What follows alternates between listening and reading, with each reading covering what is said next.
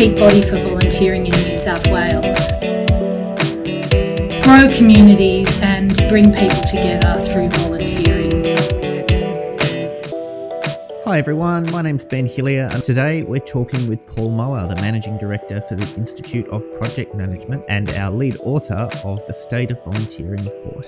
For those of you looking to address the national standards, this episode's going to cover Standards 7 and 8 of the volunteering framework, and it's going to give you some practical ideas for how your organisation can meet these standards and strengthen your volunteering practice.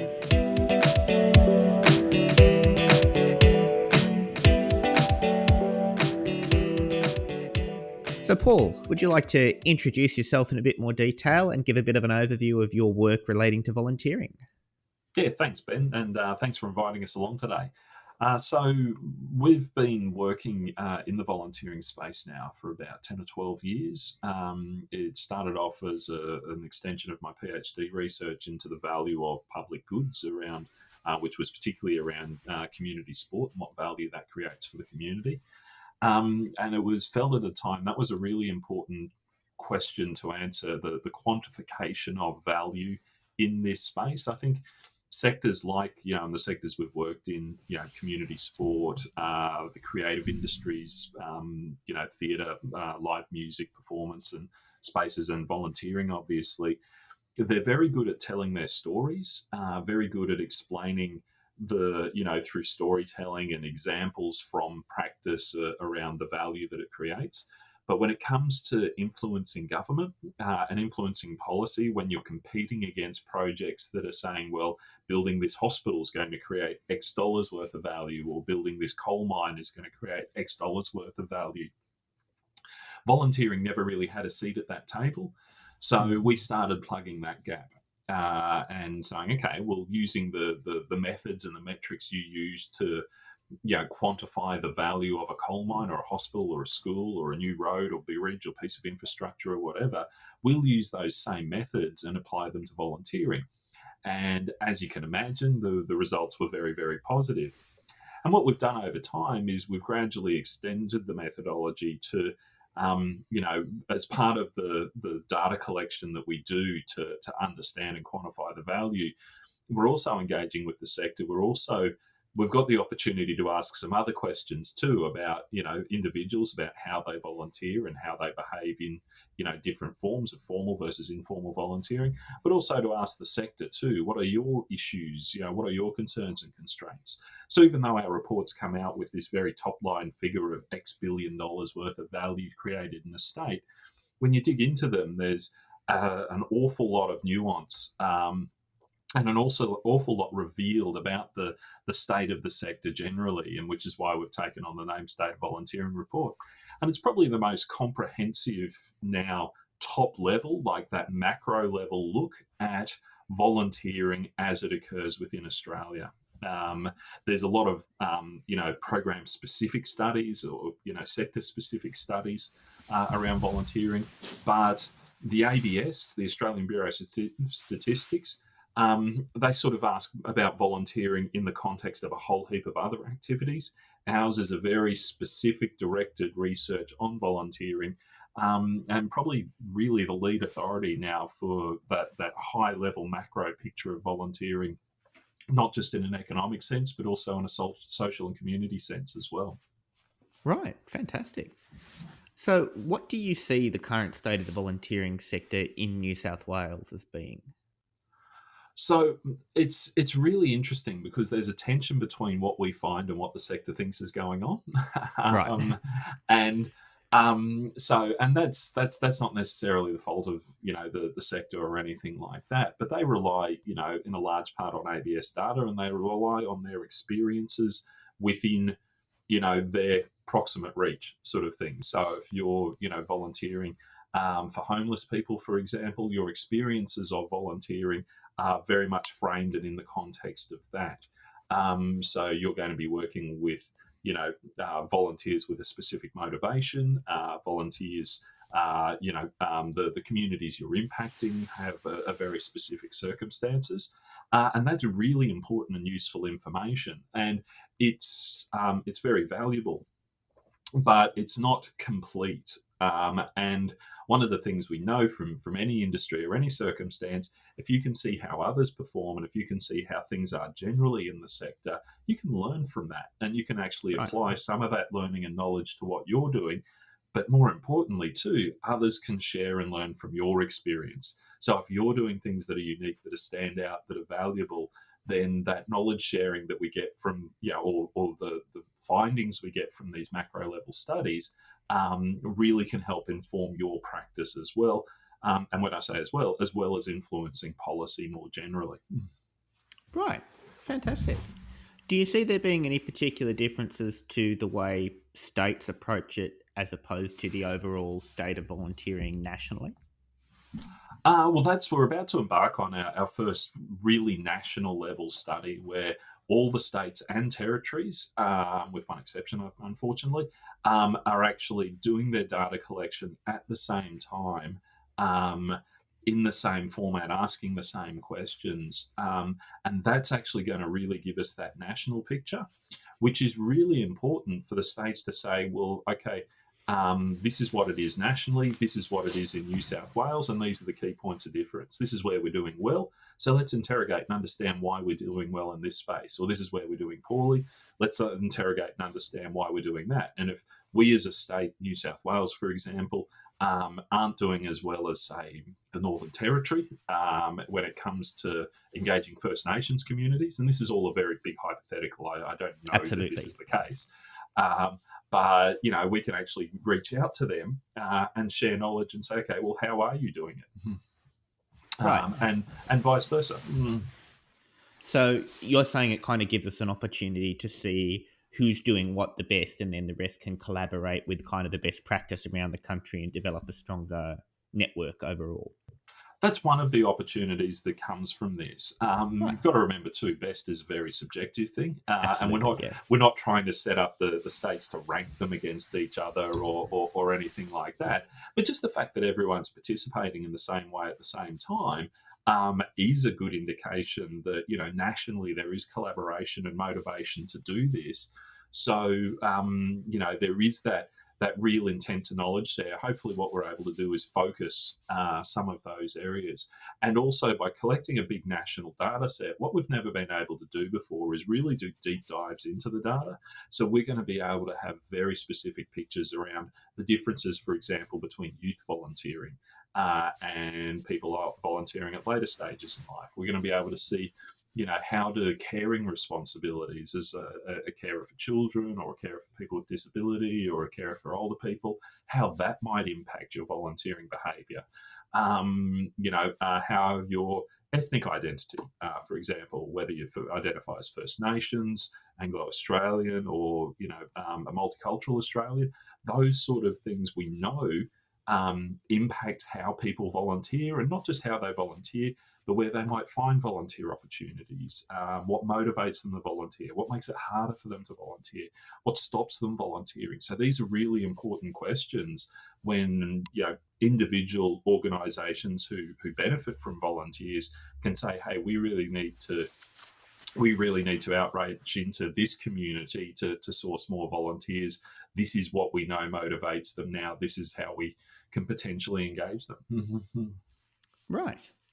You mentioned earlier that you tend to get a different picture from your reporting that people in the sector might have. What are some of the common misconceptions that you see people in the sector reporting in terms of volunteering? So what we've found in the past, for example, there's always been an assumption that retirees, people over 65, volunteer more than anyone else. And it's just not true.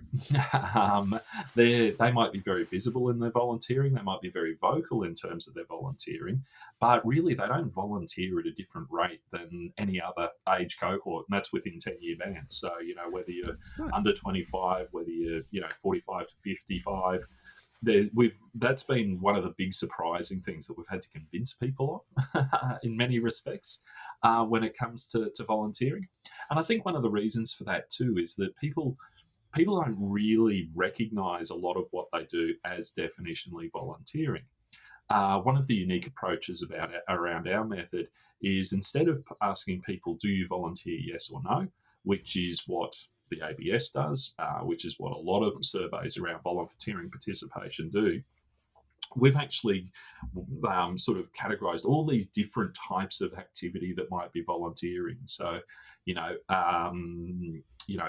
officiating at a kid's sporting event, being on a board, providing advice to a group, fundraising for a group. A lot of those little one-off and spontaneous activities as well that definitionally are volunteering. When we actually challenge people to say, hey, have you done any of these activities? They go, oh, yeah, I did. And it's like, well, you're actually a volunteer. And they're like, oh, that's right. And how much of that do I do, etc. So by asking, and that's probably the other big misconception that's out there. And it almost goes beyond the point of misconception. And it's almost like a myth that's out there that only 20% of the population volunteer. And that's just not the case. We've repeated this study over and over again over the last sort of 10 to 12 years. And we find that, it's actually 70 to 80% of the population that volunteer, not actually 20%. And that feels more in sync with people's lived experience. When it's rare the person who doesn't contribute and give back in some way to their community, even if it's only a small amount, even if it's limited by, their financial circumstance or their family circumstance or, other circumstance, they still find a way to give back, especially as there's more and more ways to volunteer now in terms of, online activity and stuff like that. Right. What do you think contributes to these different perspectives on the idea of volunteering and giving time back, giving something back to the community? Part of it's kind of a perpetuated myth in that because the ABS says 20%, that becomes a mantra in the industry, and no one really challenges it, even though they know it intuitively feels a bit wrong. And even though the ABS, using another methodology, reports it at around 30 or 40%, and that's in their general social survey as opposed to the census. Part of it too is that people don't self-identify volunteering, and they don't even use the word volunteering the same way. So one of the things, we recently did some work with the Centre for Volunteering around multicultural volunteering in New South Wales, and people had very different self-definitions of the term. So volunteering has a unique meaning in English, but there's not always equivalent words in other languages. And I remember, I can't remember specifically which, but there was an Asian community that we're talking with, and it was volunteering was perceived in that community as sort of like a lesser thing. Like it's the sort of, like when the word was translated into their language, it actually translated to something that meant this is what you do when you can't get a job. So this is busy work to, very menial, low paid. It's the sort of thing that you don't pay people for. It just needs to get done, like sweeping floors and doing dishes sort of thing. And you do it because out of a sense of obligation to the community, and high level activities just didn't fit in with that definition, such as being on a board, a voluntary board, or contributing at events or things like that. So that was really interesting, and how volunteering is self-defined, but also how it's artificially defined by groups like the ABS is restrictive. Another big myth, where I don't know if it's a myth or not, I genuinely couldn't tell you till we complete this research, but there's a perception at the moment that people are volunteering less. And everyone I talk to in the sector says people are volunteering less these days. We don't know if that's perfectly true. What is possibly happening is that people are volunteering in organised settings less, that there's more that so people are transferring from organised formal volunteering to informal volunteering. It may be as well that people are volunteering through organisations that aren't traditionally affiliated the way organisations do around the peak bodies, like the Centre for Volunteering or Volunteering Queensland or Volunteering Victoria or whatever. So people in those networks and communities feel like they're volunteering less because they're finding it harder to attract volunteers, but people are actually volunteering with other organisations that aren't in their view. So this is what we're really interested to find out. Are people actually volunteering less, or are they volunteering differently? Right. What do you think are some of the key takeaways from the previous State of Volunteering report in New South Wales? Oh, look, the reports are so rich Mm. in data and information. Probably less a takeaway in terms of an observation, but something that's really valuable as a tool. So what we've created with the Centre for Volunteering and is on the website is a volunteering replacement cost calculator.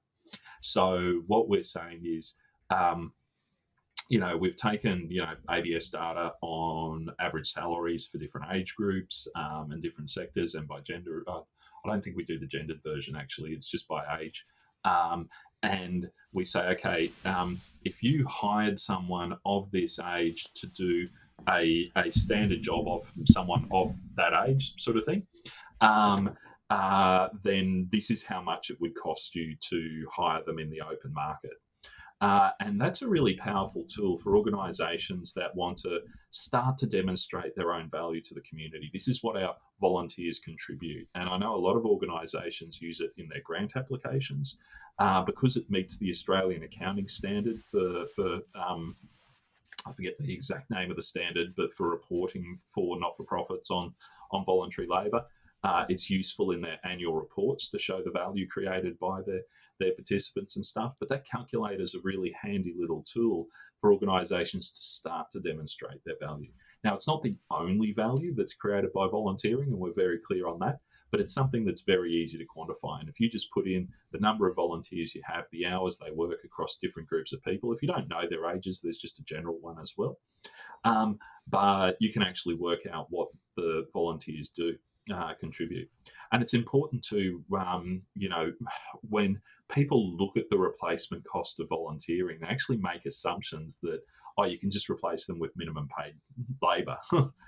And that's not true. If you've got someone who's, in their mid 50s, who's had a career now that includes managing other people and leading teams and might even be business ownership or direction or those sort of things, they're bringing that sum of value to your organisation.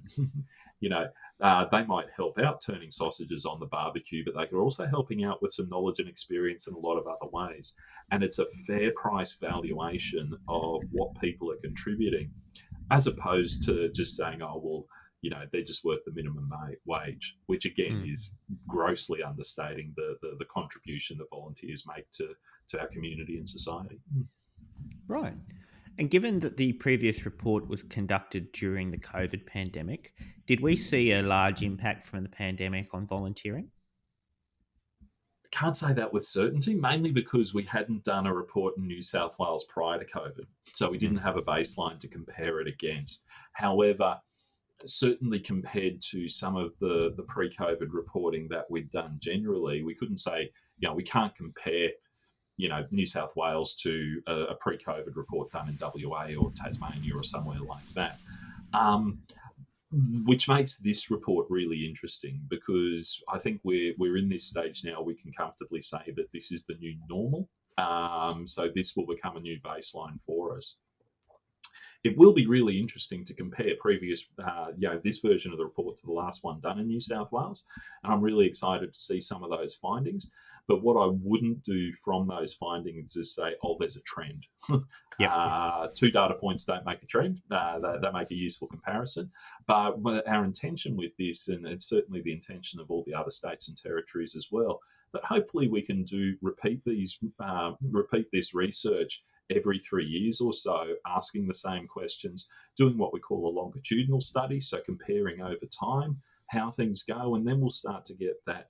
Then we'll start to see those trend lines and those things emerging from the data, which will just add another layer of value again. Fantastic. So, what would you say to our VIOs and volunteer managers to encourage them to take part in this report? One of the things with any sort of research like we do is you can't have too much data, and the more data we can do, the more data we have to work with, the more we can start to dig into that nuance. The more we can dive down into what are the actual things going on at those, I won't say micro level, but we can start to split out the demographics. We can start to say, okay, what's the difference between people who volunteer, under 25 versus people other? What difference, for example, does gender or sexual identity make on volunteering and volunteering behaviour? What differences do household income make? With previous reports, we haven't been able to get to that sort of depth. And I'll just encourage you, if you do it yourself, you'll see the type of questions we're asking.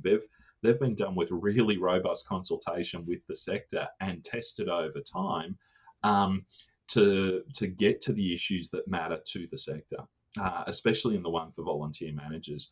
And honestly, this is where you can have your say in a way that's safe and not going to expose you because they are large data sets. The data is all anonymized. We don't know who's responding by name or by organisation they volunteer with.